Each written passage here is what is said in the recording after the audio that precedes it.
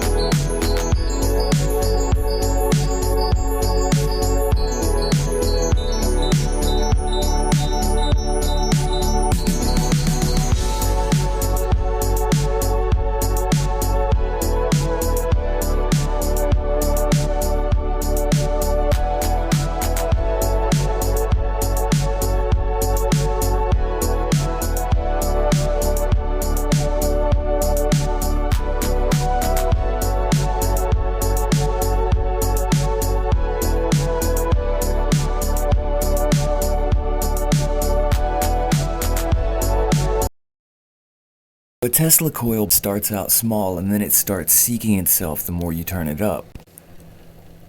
So the stronger this gets, it actually wraps around in a circle.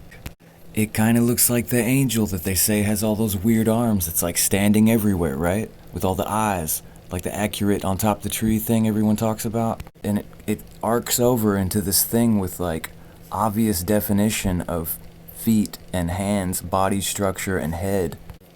And even visible wings. You know that snake that turns around to meet itself at the top? At the other end of its own head. It's like dancing all over, touching everything while it explores and also stays directly connected to itself in the middle. Like, this is us, you know? This is what we are doing in our own head individually.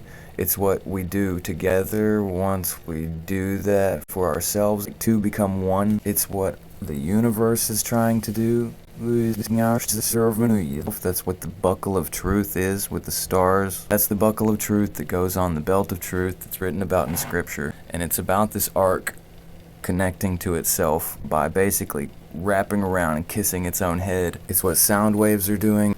It's what the yin-yang is doing so that it can create another yin-yang within each eye. It's all just turning around to meet itself.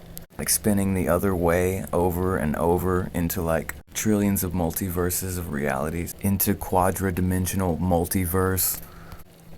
But yeah, on the left, that's Raiden. That's the character that's in everything, you know what I mean? It's the professor to the Magneto, the electricity that's opposing the magnet. If we look at how sound travels with magnetic working toward, for, and against electricity, they're both kind of doing that at the same time.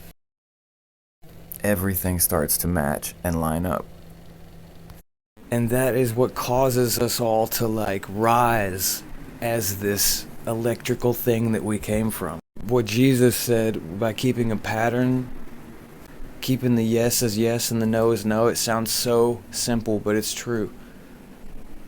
Like in mathematical, metaphysical, if you just think about how this stuff is moving, it has to be what it is. It can't be confused about what it is, or it's just gonna... See all those little fuzzy ones in between that aren't the main power? That's all the people that are like forcing confusion and dissension. That's them. That is actually them that we're looking at in those little fadey ones. And they're the ones that are distracting the main head from looking straight at where it came from. If we just do this in our head, each of us, and all agree that this simple thing is all that's going on, then we will all become what we started as, instead of fading into that resonance at the edge, tripping into the fade where the void is, where the sound has dissipated down and is crawling on each other. Like when you strike a guitar, if you just watch how sound flows down and out, it's like the scorpion and the frog story, where they both drown.